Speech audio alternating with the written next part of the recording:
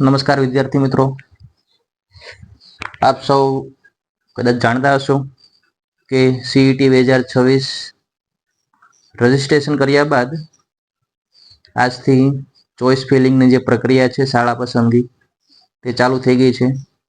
તો આ વિડીયોમાં આપણે સ્ટેપ બાય સ્ટેપ બધી જ વિગત છે એ જોઈશું. તો ચાલો વિડીયો ચાલુ કરીએ. સૌ પ્રથમ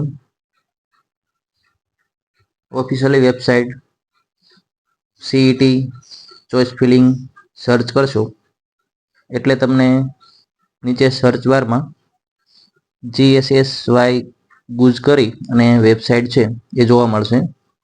તમે કોઈ પણ બ્રાઉઝરમાં ગૂગલ યા ક્રોમમાં છે ઓપન કરી શકશો. ઓપન થયા બાદ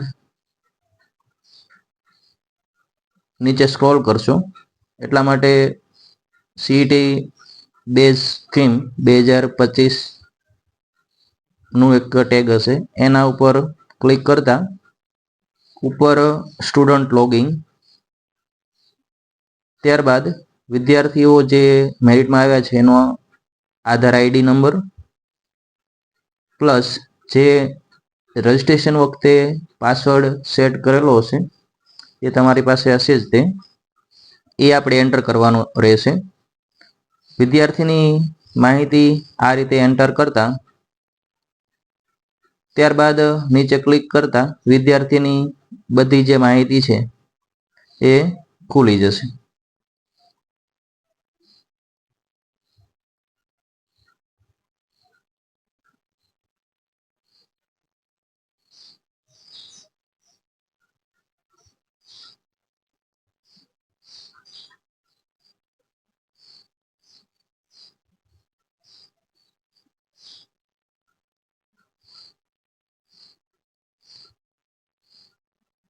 પાસવર્ડ જો ખોટો હશે તો લોગિન થઈ શકશો નહીં, એટલા માટે જે સાચો પાસવર્ડ છે એ નાખો.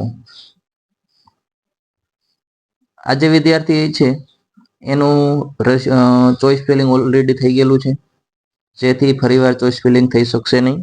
જેથી યોગ્ય રીતે ચોકસાઈપૂર્વક ભરવા વિનંતી.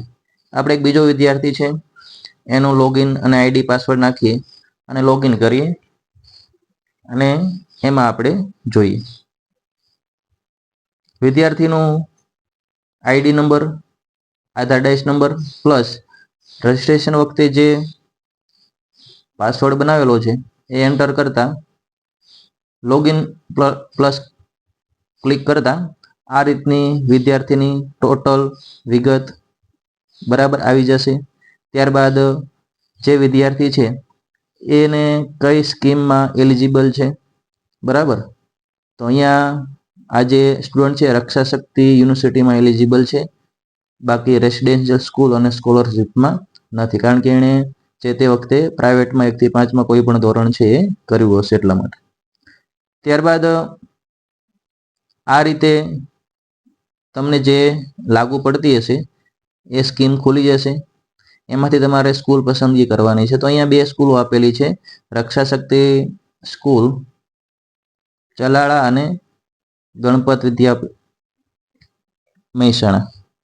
તમારે જે બી લાગુ પડતી હોય